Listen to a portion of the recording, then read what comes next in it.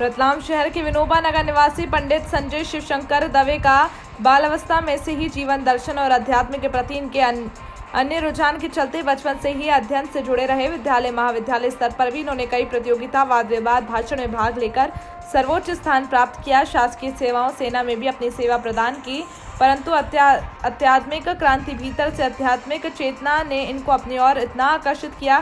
कुछ परिस्थितियां इस प्रकार की हुई, इन्होंने सब कुछ छोड़कर अपना संपूर्ण जीवन अध्यात्म जीवन को समझने में समर्पित कर दिया। ज्योति विज्ञान, दर्शन शास्त्र, संस्कृत, सभाषण, वैदिक चिकित्सा सहित LLB का अध्ययन किया और लेखन शैली में भी उन्होंने स्वतंत्र लेखक के रूप में अपनी भूमिका निभा रहे हैं। वे अपने विचार और आध्यात्मिक उद्बोधन पर उन्होंने कई लेख लिखे। इसके साथ ही वैदिक साहित्य, रसायन शास्त्र, यज्ञ चिकित्सा पर अध्ययन किया और स्वयं विभिन्न प्रकार की औषधियों से रोगों के उपचार हेतु हवन सामग्री औषधियों का भी निर्माण किया। बचपन से प्रकृति से जुड़े हम और प्रकृति, मिट्टी से, पेड़ पौधों से, इन चीज़ों से काफ़ी लगाव रहा। प्रारंभिक अवस्था में रेलवे कॉलोनी में निवास था, तो वहाँ प्रकृति, पेड़ पौधों के बीच ही रहे, तो उसी के कारण जीवन में दर्शन का प्रादुर्भाव हुआ और जीवन को समझने की एक जिज्ञासा बढ़ी। और उस जिज्ञासा के कारण ही धीरे धीरे जब निरंतर गए और अध्ययन करने के बाद शासकीय सेवाओं में भी रहे, लेकिन जीवन की एक टीस जिसे बोलते हैं कि जीवन का सूत्र कहाँ है, जीवन का आधार कहाँ है, जीवन का केंद्र कहाँ है, उसको समझने के लिए फिर वहाँ से भी हमने विमुख होकर सीधे के सीधे हम अध्ययन पर आ गए। और आज अध्ययन करते करते करते जीवन के मूल आयाम तक पहुँचने का अभी भी प्रयास। जैसा कि आपने योग, आयुर्वेद, अध्यात्म में भी डिग्री ले रखी है, तो उसके बारे में कुछ जानकारी बताएं। देखिए, अध्ययन अभी भी जारी है। अभी भी पाणिनि विश्वविद्यालय से ज्योतिष के अंतर्गत अध्ययन चल रहा है। पहले भी ज्योतिष संबंधी अध्ययन कर चुके हैं हम लोग। और वैदिक चिकित्सा जिसे बोलते हैं, वैदिक, प्राकृतिक, आयुर्वेद, इन चीज़ों की धन्वंतरी कॉलेज जो उज्जैन है, वहाँ से हमने अध्ययन किया है। एक रुचि थी कि जीवन में अभी वर्तमान समय में भौतिक स्तर पर व्यवसायीकरण जो हो गया है, तो उसके अंदर खान पान संबंधी अव्यवस्था के कारण जीवन जीने की जो व्यक्ति की जो सहजता होती थी उससे विमुख हो गया, जिसके कारण विभिन्न प्रकार के रोगों ने आक्रमण कर दिया। रोग कभी आते नहीं, हम उसको आमंत्रित करते हैं, रहन सहन, जीवन को नहीं समझ पा रहे, तो उस चीज़ का अध्ययन मेरी रुचि रही है। तो इसीलिए मैंने आयुर्वेद के अंदर बहुत गहराई से अध्ययन किया है और धन्वंतरी कॉलेज से उसको करके फिर हम खुद ही आयुर्वेद में कोई आते हैं हमारे पास, तो उनको जीवन के बारे में कैसे खान पान करना, किस कारण रोग उत्पन्न हुआ, उसकी जानकारी प्रदान करते हैं।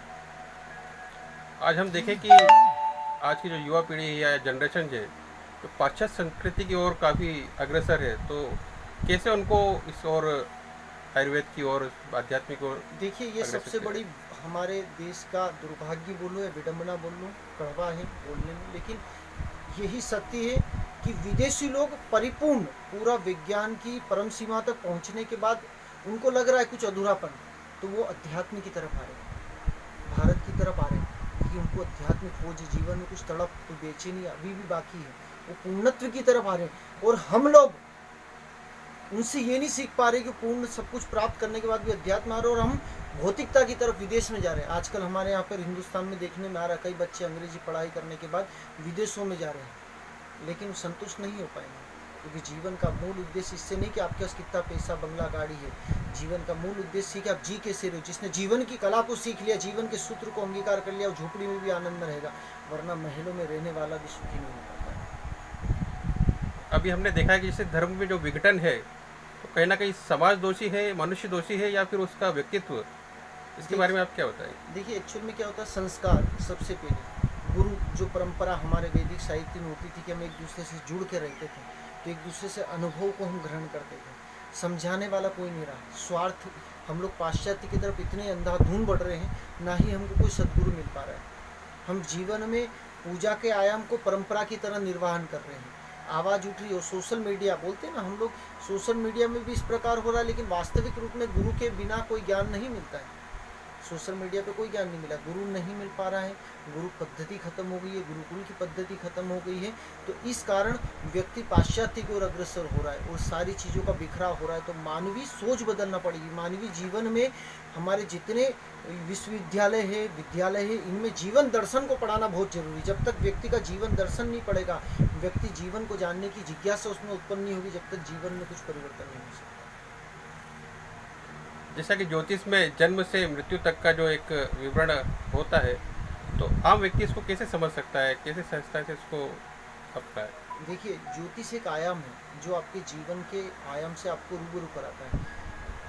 ज्योतिष के अंतर्गत आप हर व्यक्ति की अपनी एक प्रकृति होती है, गुण धर्म होते हैं। हमारा शरीर पंच तत्व से बाहर किसी से नहीं बना है, तो हर एक व्यक्ति के गुण धर्म होते हैं। ज्योतिष उन चीज़ों को पकड़ता है कि आप कब प्रवृत्ति के हो, आप पित्त प्रवृत्ति के हो, आप वात प्रवृत्ति के हो, आपको क्या खाना चाहिए, क्या नहीं खाना चाहिए। हम अगर अस्वस्थ हो रहे हैं तो उसका एक मूल कारण ये है कि हम अज्ञानी हैं, हमको पता नहीं कि हमको क्या खाना चाहिए, क्या नहीं खाना चाहिए। आवाज़ आती है भीतर से, चेतना बोलती है कि हमको नहीं खाना चाहिए, लेकिन हम प्रलोभन में, लालच में उस चीज़ को खाते और अस्वस्थ हो जाते हैं। हमको कौन से रंग के कपड़े पहनना चाहिए, बाहर भीषण गर्मी, आप काले कपड़े पहन के निकलिए, सफ़ेद कपड़े पहन के देखिए, सबकी इतनी रश्मियाँ प्रभावशील होती है।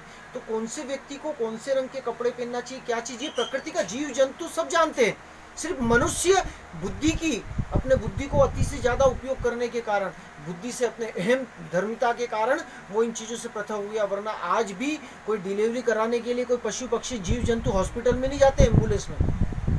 ये दुर्भाग्य हमारे देश का कि जब डिलीवरी हो रही है तो जननी सुरक्षा में डिलीवरी के लिए एम्बुलेंस में ले जा रहे हैं।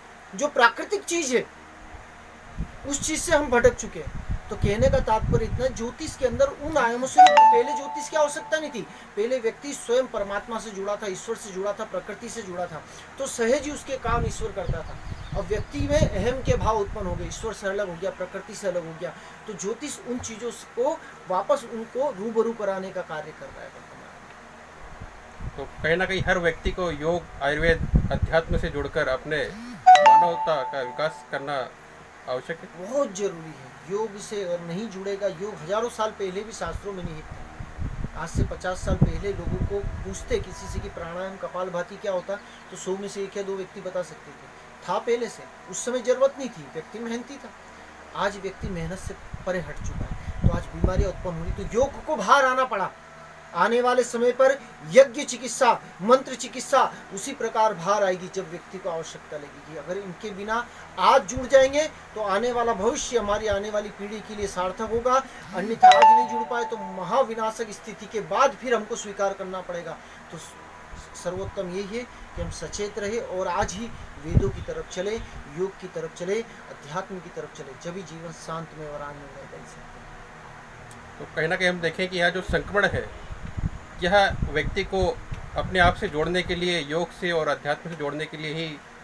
लेटेस्ट न्यूज देखने के लिए प्राइम ब्रेकिंग न्यूज चैनल को सब्सक्राइब करना ना भूलें और साथ ही डेली अपडेट्स पाने के लिए बेल आइकन को प्रेस करें।